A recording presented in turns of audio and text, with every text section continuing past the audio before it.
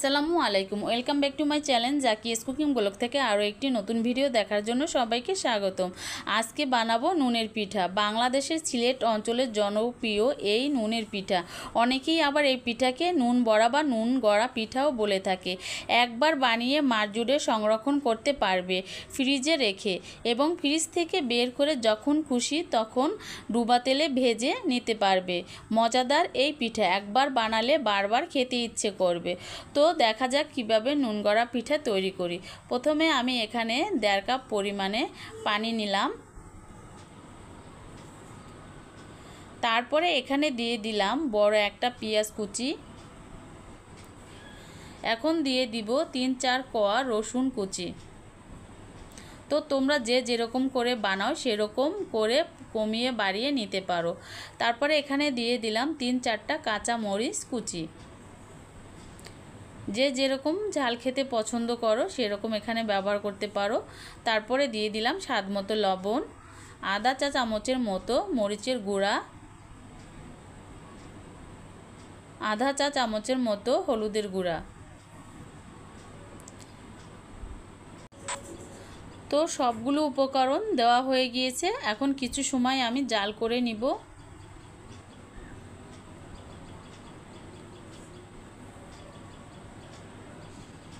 তো একটু নেড়ে চেড়ে সবগুলো একসাথে মিক্স করে নিব।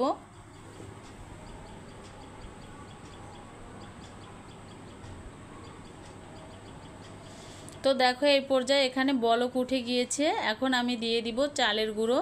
এখানে আমি শুকনো চালের গুঁড়ো নিয়েছি।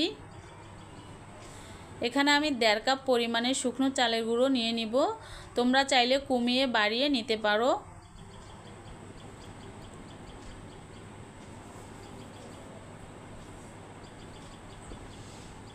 চালের গুঁড়োগুলোকে আমি এখন সেদ্ধ করে নিব, যেরকম সাধারণত আমরা রুটি তৈরি করি ওরকম করে।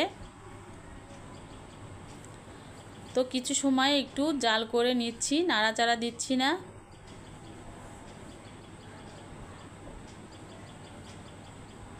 তো এখন নেড়ে চেড়ে উল্টিয়ে পাল্টিয়ে নিব চালের গুঁড়োগুলো।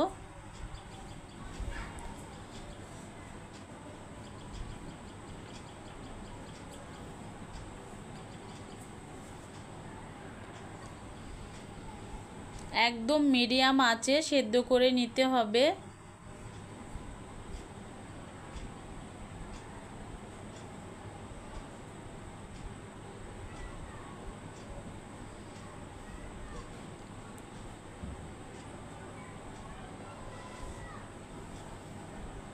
সুন্দর করে নেড়ে চেড়ে সবগুলো একসাথে মিক্স করে সেদ্ধ করে নিতে হবে। তো দেখো এই পর্যায়ে আমার চালের গুঁড়াগুলো সেদ্ধ হয়ে গিয়েছে। তো আমি একটু শক্ত করেই সেদ্ধ করে নিব। তো একদম পানিগুলো শুকিয়ে গিয়েছে। এখন চুলাটাকে বন্ধ করে আমি 5 মিনিটের মতো ঢাকনা দিয়ে ঢেকে রাখবো। এই পর্যায়ে খুব সুন্দর একটা ডো তৈরি হবে এবং ভিতর থেকে সেদ্ধ হয়ে যাবে। তো দেখো সেদ্ধ হয়ে গিয়েছে। এখন আমি এগুলোকে নামিয়ে একটা সুন্দর ডো তৈরি করে নিব।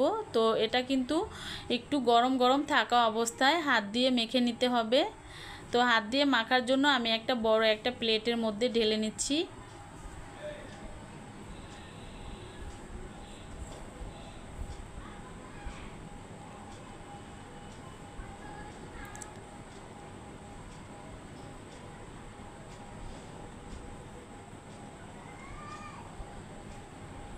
তো এখন আমি হাত দিয়ে ভালোভাবে এটাকে মতে নিব, যাতে খুবই সুন্দর একটা স্মুথ ডো তৈরি করা যায়। সেইভাবে হাত দিয়ে মেখে নিতে হবে গরম থাকা অবস্থায়।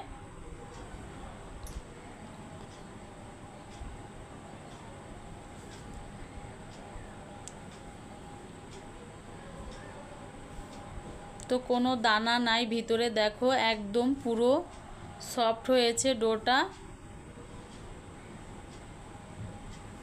এখন আমি একটা ছুরির সাহায্যে ছোট ছোট করে কেটে নিব।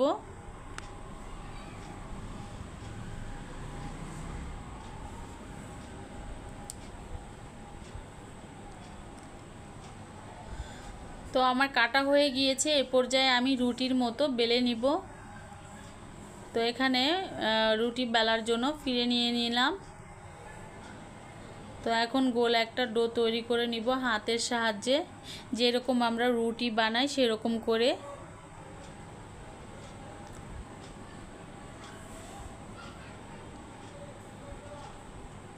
তো একটু ময়দা ছিটিয়ে দিলাম উপরে। তোমরা চাইলে এখানে চালের গুঁড়া, আটা যে কোনো কিছু ব্যবহার করতে পারো যাতে নিচটা না লেগে যায়, এর জন্য এখানে আমি একটু ময়দা ছিটিয়ে দিলাম। তো দেখো বেলা হয়ে গিয়েছে।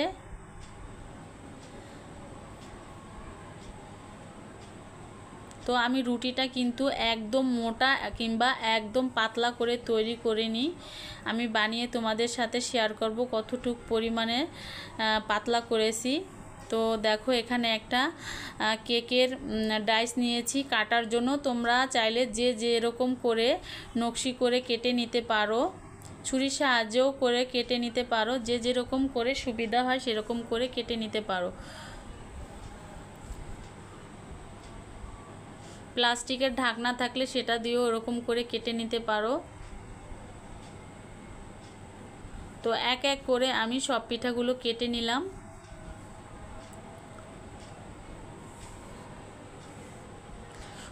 খুবই সহজ একটা পিঠা, খুবই মজাদার একটা পিঠা।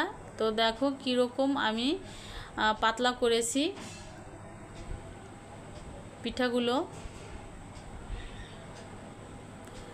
অল্প সময়ে কিন্তু অনেকগুলা পিঠা তৈরি করা যায়। তো পিঠাগুলো আমি একটা প্লেটের মধ্যে তুলে নিচ্ছি।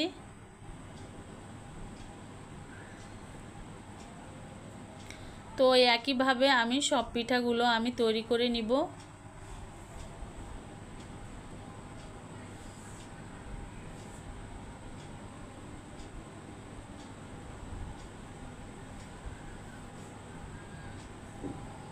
তো আমার 1.5 কাপ চালের গুঁড়ায় কিন্তু অনেকগুলো পিঠা হয়েছে, মাশাআল্লাহ।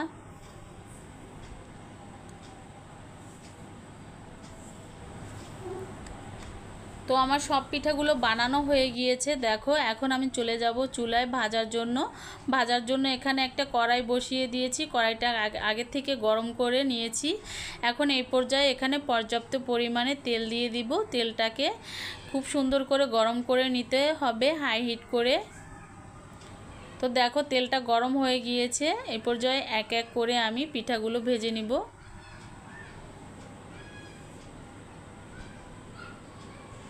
তো পিঠাগুলো যখন ভাজবো তখন কিন্তু মিডিয়াম আঁচে ভাজতে হবে, তা না হলে নিচটা কিন্তু পুড়ে যাবে।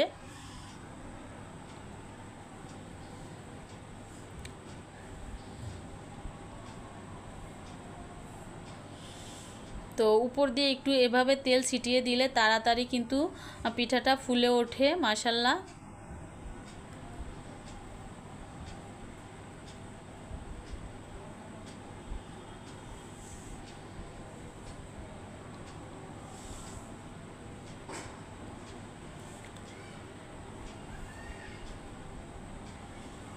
তো দেখো মাশাআল্লাহ কতটা ফুলেছে পিঠাগুলো। তো ওই পাঁচটা হয়ে গিয়েছে, উল্টিয়ে দিলাম, এই পাঁচটা ভেজে নেব।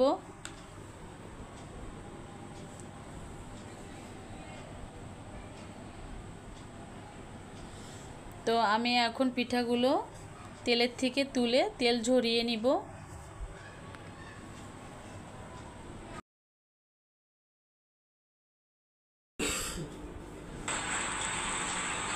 তো দেখো এই তো আমার পিঠা তৈরি হয়ে গেল, নুন গড়া পিঠা, সিলেটের ঐতিহ্যবাহী জনপ্রিয় একটি খাবার। তো এটা খালি সিলেটে না, এটা কিন্তু সব জায়গায় ছড়িয়ে পড়েছে। এই পিঠাটা সবাই অনেক পছন্দ করে। বিকেলের নাস্তা হিসাবে কিংবা মেহমান আপ্যায়নে এই পিঠাটা তৈরি করে দিতে পারো। অল্প সময়ে অল্প খরচে খুবই মজার একটা পিঠা, ছোট বড় সকলেই খুবই পছন্দ করবে। তো দেখো কতটা মচমচে হয়েছে পিঠাগুলো, মাশাআল্লাহ। তো আমার পিঠা রেসিপিটা তোমাদের কাছে কেমন লাগলো ছোট্ট একটা কমেন্টের মাধ্যমে জানাবে। আজ এই পর্যন্তই, আল্লাহ হাফেজ।